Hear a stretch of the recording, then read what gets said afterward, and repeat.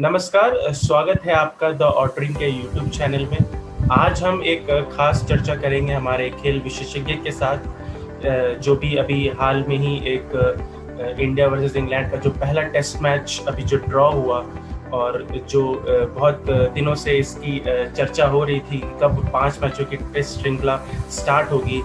Test series से start होने से पहले बहुत सारे अटकलें लगाई जा रही थी कि इंडिया और इंग्लैंड दोनों ही एक बैलेंस सीरीज रहेगा, लेकिन जब ये फर्स्ट टेस्ट मैच हो चुका है तब ये बहुत हद तक ये नज़र आ रहा है कि इंडिया के पक्ष में हो सकता है ये टेस्ट मैच या ये टेस्ट सीरीज है वो छूट सकता है। आज हमारे साथ जुड़े हैं आदित्य कुमार, जो कि स्पोर्ट्स जर्नलिस्ट है, स्पोर्ट्स टाइगर के साथ काम करते हैं।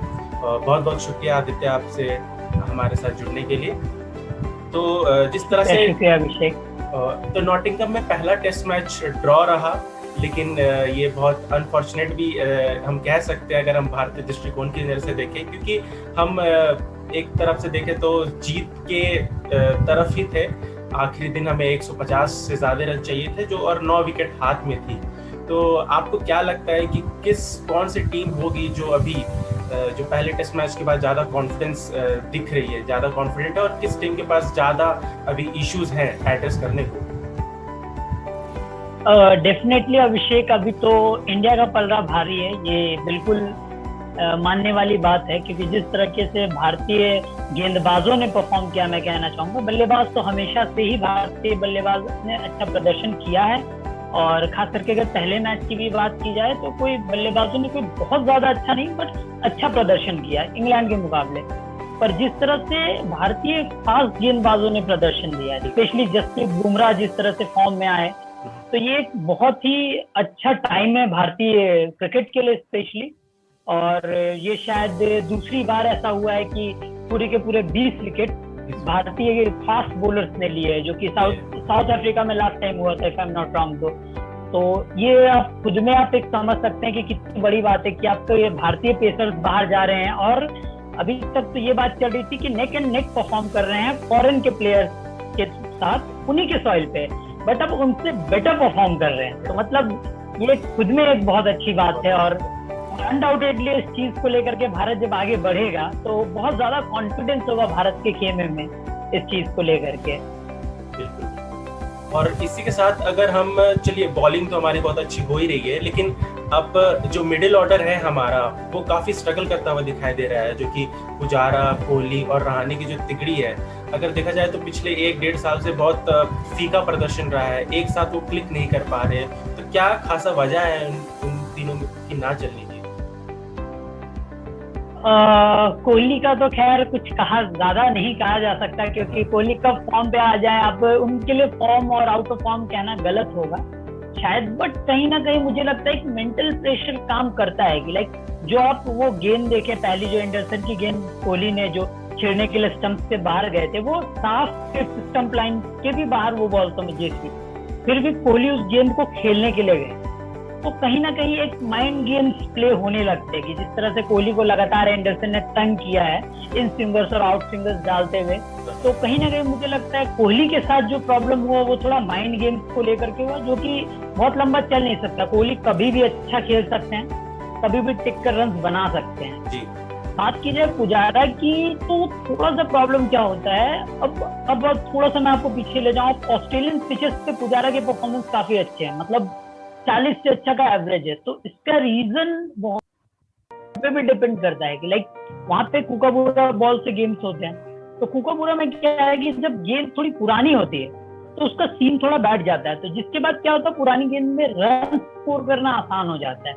पर वहीं आप ड्यूक बॉल्स की बात करें जिससे कि इंग्लैंड खेलता है, वो बॉल ऑलमोस्ट मान के चलिए कि पुरानी होने के बाद भी गेंद में उतना ही हरकत बाकी रहती है। यही कारण है हम देखते हैं कि मिडिल ओवर्स में भी विकेट्स काफी गिरते रहते हैं। तो यहाँ पे मेरा मानना है पुजारा को थोड़ा सा अपना अप्रोच चेंज करना पड़ेगा, क्योंकि ऑस्ट्रेलियन पिचेस पे वो गेंद को पहले पुरानी कर देते थे, पहले 20 के स्ट्राइक रेट से खेल के, फिर जब गेंद पुरानी हो जाती थी तो 40 के स्ट्राइक रेट से रन बनाते थे। पर इंग्लैंड पिचेस में गेंद में बहुत ज्यादा कोई परिवर्तन आ नहीं रहा, तो आपको थोड़ा उसी तरीके का गेम खेलना पड़ेगा। रहाणे से भी कुछ उसी तरीके की उम्मीद है, थोड़ा सा कॉन्फिडेंस बस वो लैक कर रहे हैं, क्लास में इस प्लेयर की कोई कमी नहीं है, हमें भी पता है कि ओवरसीज उनके रिकॉर्ड काफी अच्छे हैं, बट थोड़ा सा कॉन्फिडेंस रहाने, अगर थोड़ा सा कॉन्फिडेंस आ जाए, बिल्डअप हो जाए तो रहाने, क्योंकि अब क्यों सक्सेसफुल है, क्योंकि बैकफुट पे खेलते हैं बैट्समैन, तो फॉरेन पिचेस में जहाँ पे बाउंस ज्यादा रहती है वहां पे बैकफुट पे खेलने वाला बैट्समैन ऐसे भी काफी सक्सेसफुल रहता है। तो रहाने जैसे बैट्समैन से खासी उम्मीद हम फिर से लगा सकते हैं अगले मैच में भी, बस वो कॉन्फिडेंस और फॉर्म की कॉन्फिडेंस, और देखा जाए तो इनसिक्योरिटी पे आप देख सकते हैं क्योंकि परफॉर्मेंस कंसिस्टेंट नहीं रहा है और बेंच स्ट्रेंथ इंडिया की बहुत स्ट्रांग है कि कोई भी प्लेयर रिप्लेस कर सकता है। तो ये सीरीज खासकर कि पुजारा, क्योंकि पहले भी बात हो रही थी कि उन लोग को शायद ये सीरीज बहुत महंगा पड़ सकता है अगर परफॉर्म नहीं किया जाए।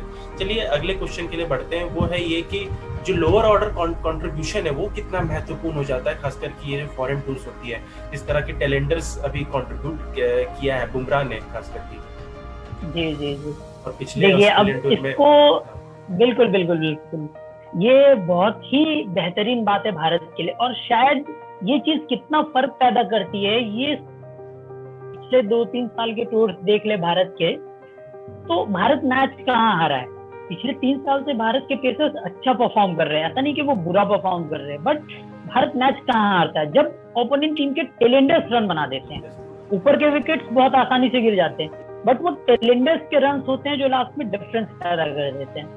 तो भारत के लिए अभी सबसे बड़ी अच्छी बात ये हो रही है कि अभी जो काम ओपोनेंट के बैट्समैन करते थे, मतलब टेलेंडर्स आकर करते थे, वही भारत के टेलेंडर्स अभी वो काम कर रहे थे। ये बहुत बड़ा डिफरेंस प्ले करता है। पहली तो ये चीज हो गई।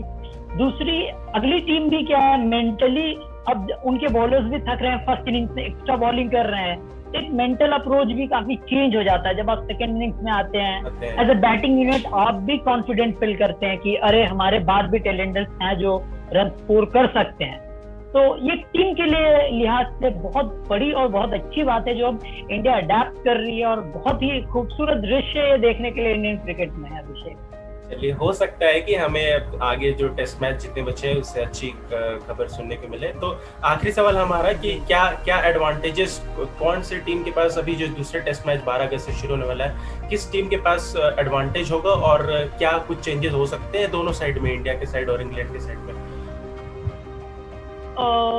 मिडिल ऑर्डर में पहले इंग्लैंड की बात की जाए तो मिडिल ऑर्डर में भी जैसे उन्होंने मोइन अली को बुला लिया स्क्वाड में वापस, तो खासा है कि उनको एक मौका मिल जाएगा खेलने का, क्योंकि मिडिल ऑर्डर में थोड़ा एक बैटिंग भी थोड़ी स्ट्रॉन्ग करने के सेंस से इंग्लैंड। दूसरी चीज क्या है, मोइन अली जैसे बल्लेबाज खेलते हैं तो रन थोड़ी तेज गति से बनाते हैं, तो अल्टीमेटली रन का ही तो खेल है ना अभिषेक, क्योंकि गेंद अगर आपकी पुरानी होने के बाद उतनी ही हरकत कर रही है तो जो टीम ज्यादा रन बनाएगी वही जीतेगी। ड्रॉ तो होंगे नहीं मैचेस, जिस तरीके से विकेट गिर रहे हैं, जिस तरीके से गेंदबाजी हो रही, तो अल्टीमेटली अगर रन का ही खेल है तो मोइन अली जैसे बल्लेबाज काफी काम दे देते हैं आपको लास्ट में। जैसे आपने देखा सैम करन की पारी काफी वैल्यूएबल रही, छोटी पारी रही पर वैल्यूएबल रही, कम गेंदों में ज्यादा रन बना के अल्टीमेटली रन्स को एटलीस्ट बूस्ट किया।